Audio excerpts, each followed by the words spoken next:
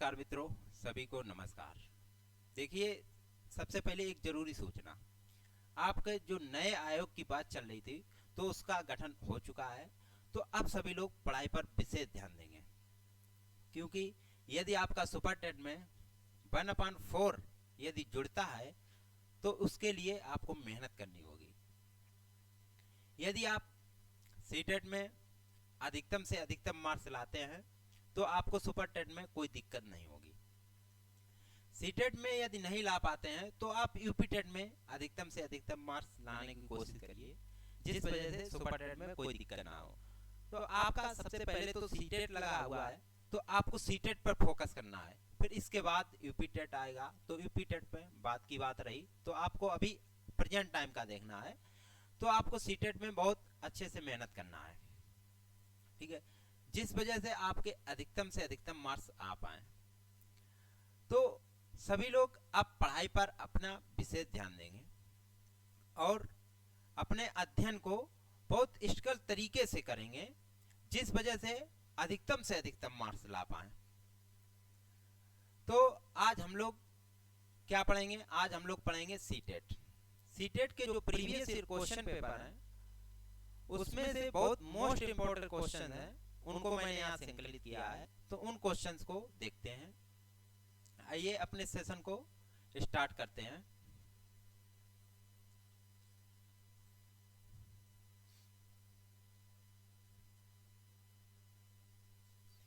देखिए पहला क्वेश्चन, देखिए पहला क्वेश्चन लिखा है कि निम्न में से कौन सा अभिलक्षण कोहलबर्ग के नैतिक विकास मॉडल में सम्मिलित है। क्वेश्चन लिखा है कि निम्न में से कौन सा अभिलक्षण कोहलबर्ग के नैतिक विकास में सम्मिलित है। तो नैतिक विकास सबसे पहले जानेंगे, नैतिक विकास क्या होता है। नैतिक विकास कोई ये जन्मजात धरोहर नहीं होती है। ये नैतिक विकास पास पड़ोस वातावरण से हमें सीखना पड़ता है, अपने व्यवहार पर ये सब चीजें सीखने को मिलती हैं, ठीक है। तो कोहलबर्ग की बात की जाए, कोहलबर्ग ने 3 अवस्थाएं दी हैं, 3 अवस्थाएं दी और 6 चरण दिए हैं। 3 अवस्थाएं के अंतर्गत 2-2 चरण आते हैं। 3 अवस्थाएं कौन कौन सी हैं? सबसे पहली है पूर्व परंपरागत अवस्था, सेकेंडरी है परंपरागत अवस्था, थर्ड है आपकी उत्तर परंपरागत अवस्था। तो ये 3 अवस्थाएं हैं। आप देखते हैं ऑप्शन की तरफ। पहला ऑप्शन दिया गया कि नैतिक विकास के चरणों का स्वरूप सार्वभौमिक होता है। दूसरा ऑप्शन देखते हैं, नैतिक चिंतन के विकास में निरंतरता होती है। तीसरा ऑप्शन देखते हैं,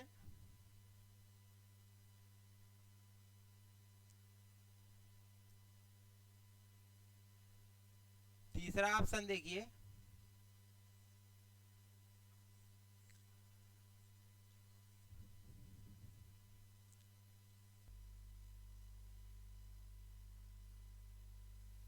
तीसरा ऑप्शन कह रहा है नैतिक विकास एक क्रमिक प्रक्रिया नहीं है, संपूर्ण रूप से वातावरणीय कारकों पर निर्भर है। ऑप्शन डी देखेंगे, नैतिक विकास मुख्यतः सांस्कृतिक मूल्यों पर निर्भर करता है। देखते हैं पहला ऑप्शन। देखिए पहला ऑप्शन देखिए, नैतिक विकास एक चरणों का स्वरूप सार्वभौमिक होता है।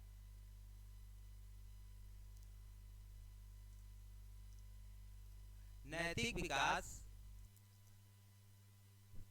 विकास के चरणों का स्वरूप कैसा होता है? सार्वभौमिक होता है।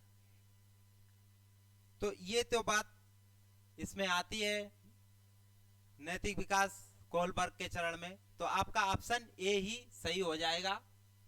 कौन सा सही हो जाएगा? ऑप्शन ए ही सही हो जाएगा। सेकेंडरी देखते हैं, सेकंड को भी समझेंगे। ऑप्शन सेकंड लिखा था, नैतिक चिंतन एक विकास में निरंतरता होती है। नैतिक विकास के एक विकास में कोई एक ही विकास होता है क्या? कि एक ही विकास में निरंतरता होती है, ये तो कहना गलत है।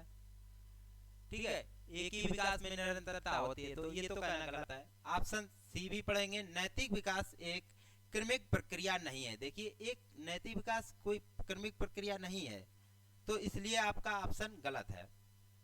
क्रमिक प्रक्रिया ही होती है नैतिक विकास। और देखिए ये लिखा है, यह संपूर्ण रूप से वातावरणीय कारकों पर निर्भर है। और ये देखिए संपूर्ण रूप से वातावरणीय, ओनली वातावरणीय ही नहीं होता है, इसमें जेनेटिक्स और यानी आनुवंशिक और वातावरण दोनों का गुणनफल होता है। ऑप्शन डी भी देखेंगे, ऑप्शन डी भी देखते हैं। ऑप्शन डी क्या कह रहा था कि नैतिक विकास मुख्यतः, देखिए ये मुख्यतः कहा गया कि मुख्यतः सांस्कृतिक मूल्यों पर निर्भर करती है। नैतिक विकास कोई एक ही मुख्यतः सांस्कृतिक विकास पर निर्भर करेगा, ये भी कहना गलत है, इसलिए आपका ऑप्शन डी भी गलत हो जाएगा। तो आपका ऑप्शन इसमें कौन सा सही हो जाएगा? Option A. अब चलते हैं नेक्स्ट क्वेश्चन। दूसरा देखिए, क्वेश्चन दूसरा कह रहा है, देखिए डैश डैश डैश आपको यहाँ भरना है। सामाजिकरण एक प्राथमिक और फिर इसके बाद डैश डैश करके छोड़ा गया है, सामाजिकरण का द्वितीयक कारक है। तो सामाजिकरण का प्राथमिक कारण और द्वितीयक कारण आपसे पूछा गया था। तो सामाजिकरण का प्राथमिक कारण क्या होता है? ऑप्शन देखते हैं, परिवार विद्यालय, ऑप्शन बी मीडिया परिवार, ऑप्शन सी विद्यालय मीडिया, ऑप्शन डी मीडिया पास पड़ोस। तो सामाजिकरण सबसे पहले कहां से बच्चा सीखता है? सबसे पहले बच्चा सीखता है परिवार से या पास पड़ोस से। सबसे पहले अपने घर से ही सब कुछ सीखता है, परिवार जिसको कहते हैं, यानी अपने माँ बाप और भाई बहन, इन सबसे ही सामाजिकरण सीखता है। इसके बाद सेकेंडरी स्कूल से सीखेगा, आदर्श मूल्य वगैरह वो आपको स्कूल से प्राप्त होते हैं। तो आपका ऑप्शन इसमें कौन सा सही हो जाएगा? ऑप्शन ए सही हो जाएगा। ऑप्शन ए में दिया गया परिवार विद्यालय। तो यहाँ आपको क्या फिल करना था? परिवार भरना था यहाँ पे, परिवार, और इसके बाद यहाँ आपको क्या फिल करना था? विद्यालय।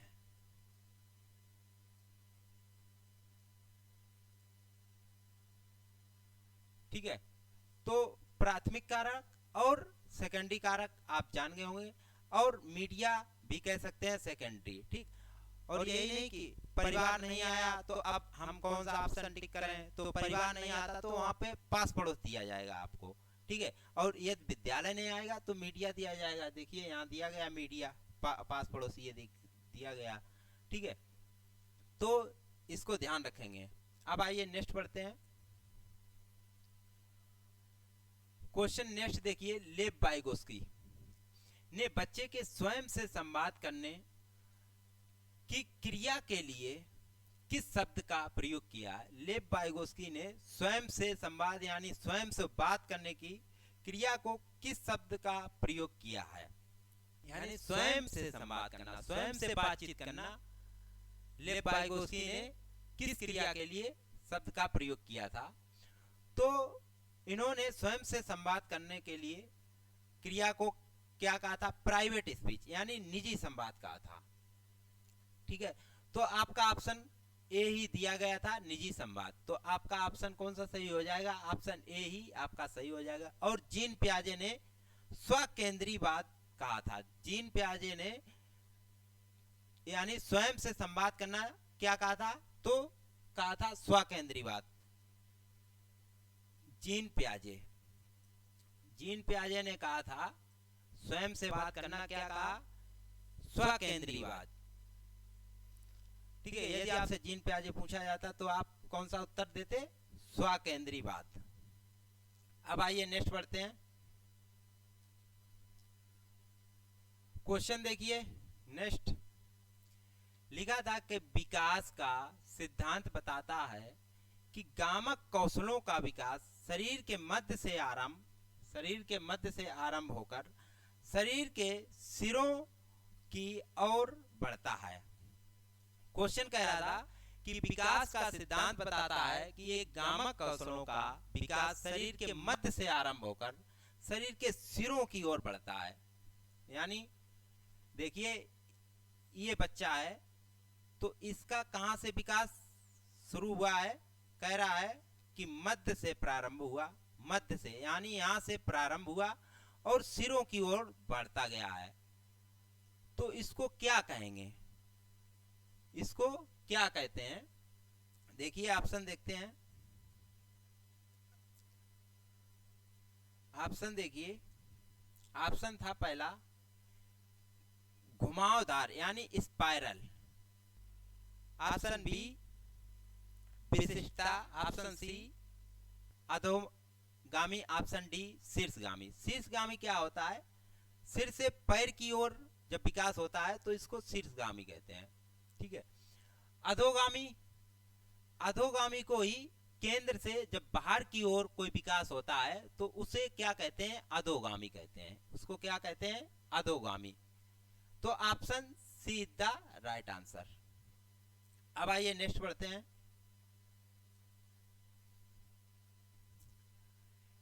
देखिए नेक्स्ट क्वेश्चन, नेक्स्ट क्वेश्चन देखिए, खिलौने के रूप में गुड़िया मिलने पर रोहन की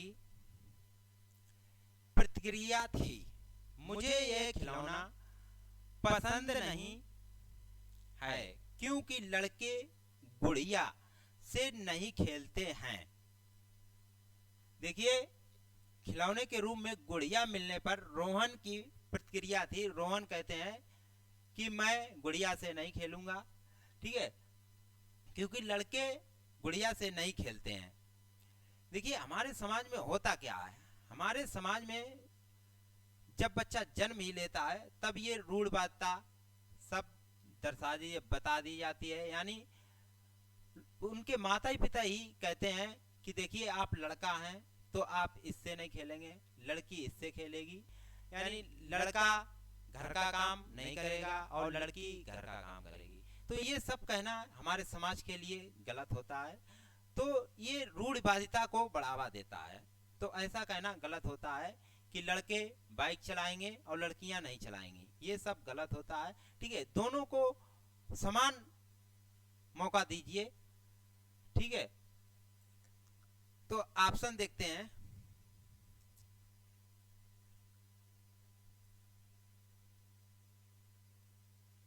ऑप्शन देखिए, ऑप्शन पहला दिया गया था,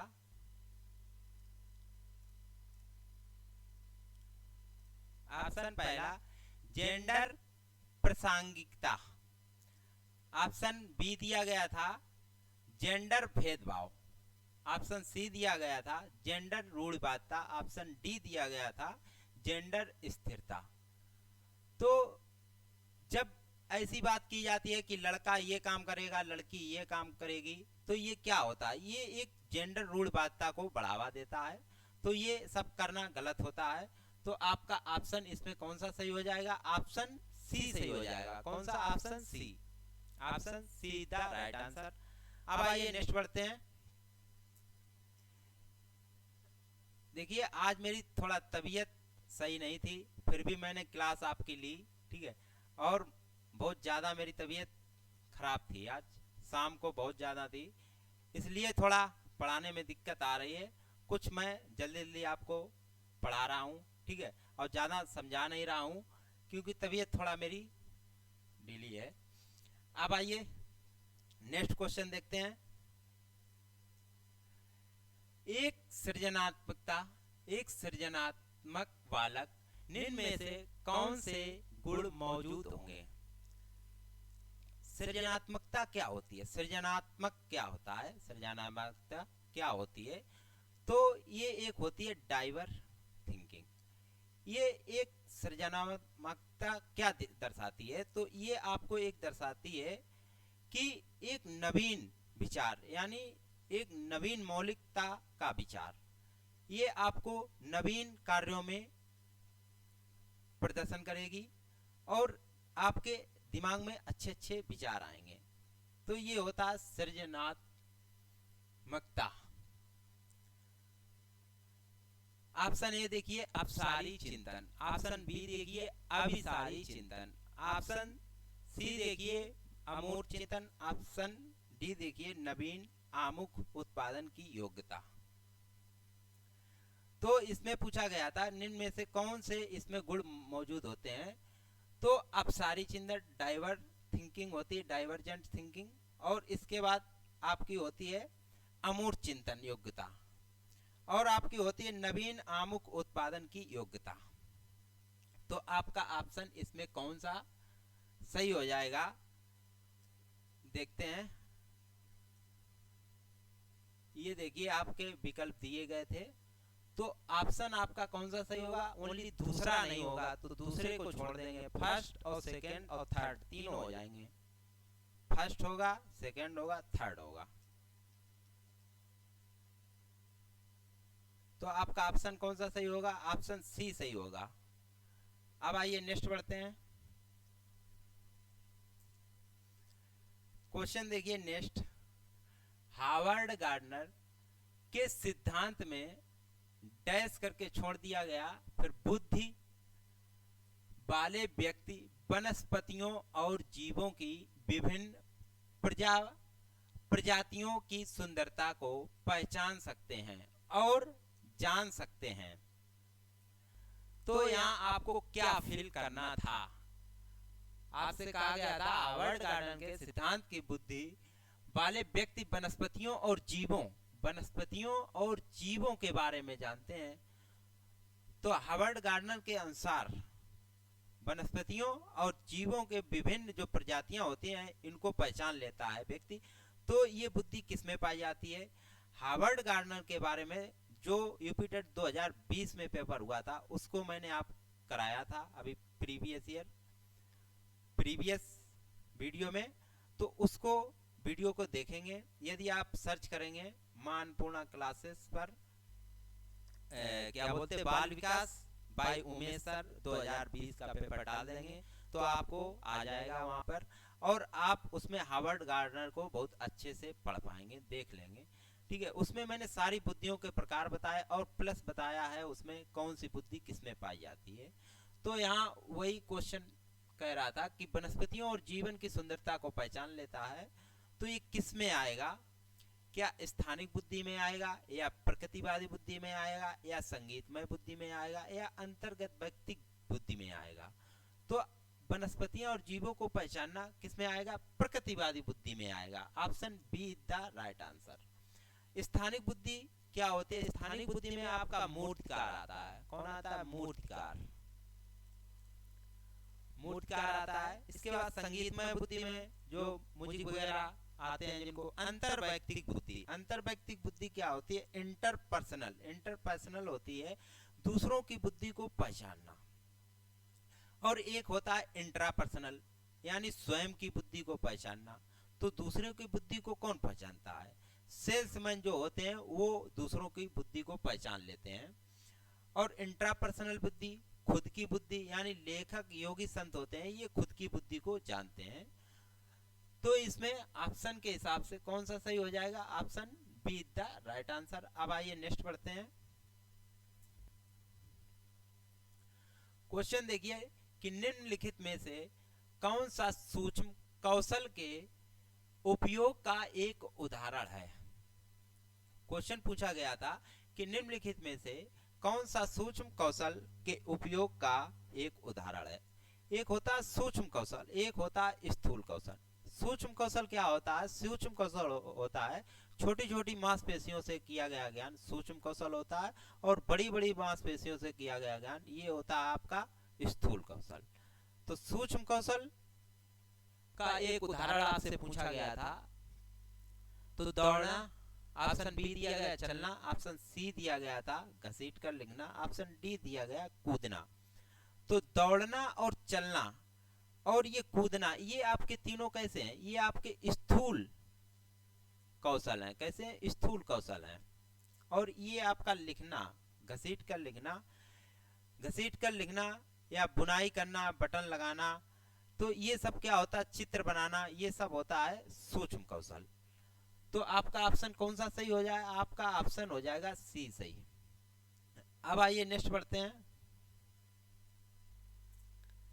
देखिए क्वेश्चन लिखा था कि एक शिक्षक को अपने विद्यार्थियों को किसी प्रश्न का उत्तर देने के लिए सहज अनुमान लगाने के लिए क्या करना चाहिए।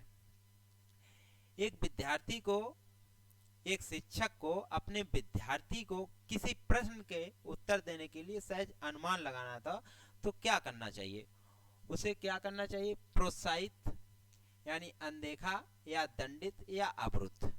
तो क्या करना चाहिए। ये क्वेश्चन कहाँ से आया, ये देखिए क्वेश्चन आया है यूपी टेट में भी आया था। 2020 का जो पेपर हुआ था यूपी टेट में, वो यही क्वेश्चन वहाँ पूछा गया था। तो देखिए यूपी टेट सी टेट में कभी कभी वही क्वेश्चन पूछ लेते हैं। तो आपका ऑप्शन ए सही हो जाएगा, प्रोत्साहित करना चाहिए। यानी प्रश्न बच्चा पूछ रहा है तो उसे क्या करना चाहिए, प्रोत्साहित करना चाहिए, उसे शाबाशी देना चाहिए, उसे पुरस्कार देना चाहिए। ठीक है, अब आइए नेक्स्ट पढ़ते हैं। क्वेश्चन देखिए, निम्नलिखित में से कौन सा कथन कक्षा में सवाल पूछने के संदर्भ में सही नहीं है। सही नहीं है, इस पर ध्यान देना होता है। देखिए ऑप्शन पढ़ते हैं। विद्यार्थियों से प्रश्न के उत्तर पूछने का मुख्य उद्देश्य परीक्षण करना है। मुख्य उद्देश्य क्या, परीक्षण ही करना होता है। यदि विद्यार्थी प्रश्न के उत्तर पूछते हैं तो क्या उससे यही होता कि मुख्य उद्देश्य परीक्षण ही करना होता है। अब देखते हैं नेक्स्ट कि विश्लेषणात्मक प्रश्न पूछने से विद्यार्थियों को समालोचन चिंतन में मदद मिलती है। ये तो सही बात है बिल्कुल। वह प्रश्न जो विवेचन और अनुप्रयोग पर आधारित होते हैं उच्चतर श्रेणी के चिंतन कौशलों को बढ़ावा देंगे, वास्तविक देंगे। इसके बाद नेक्स्ट देखिए, विद्यार्थियों को कक्षा में प्रश्न पूछने के लिए प्रोत्साहित करना चाहिए। बिल्कुल सही बात है। आपसे यहाँ क्वेश्चन पूछा गया था कि निम्नलिखित में से कौन सा कथन कक्षा में सवाल पूछने के संदर्भ में सही नहीं है। कौन सा सही नहीं है, तो आपका option A is the right answer. ये सारे सही हैं, इसलिए ये आपके सारे ही गलत हो जाएंगे। तो आपका ये आपका सही हो जाएगा प्रश्न पहला, क्योंकि यहाँ पूछा गया था नहीं है, तो आपका पहला ही क्वेश्चन सही हो जाएगा। Thanks, I hope you are understand. ये जो प्रीवियस ईयर सीटेट के क्वेश्चन पेपर थे ये मैंने आपको समझाया, अच्छे से समझ में आए होंगे। ठीक है, और आज मेरी तबीयत सही नहीं थी तो इस वजह से एक्सप्लेन भी नहीं सही से किया। मिलेंगे आपको नेक्स्ट वीडियो में। अब की बार आपको बहुत अच्छे से पढ़ाएंगे। ठीक है, तो तब तक के लिए जय हिंद जय भारत।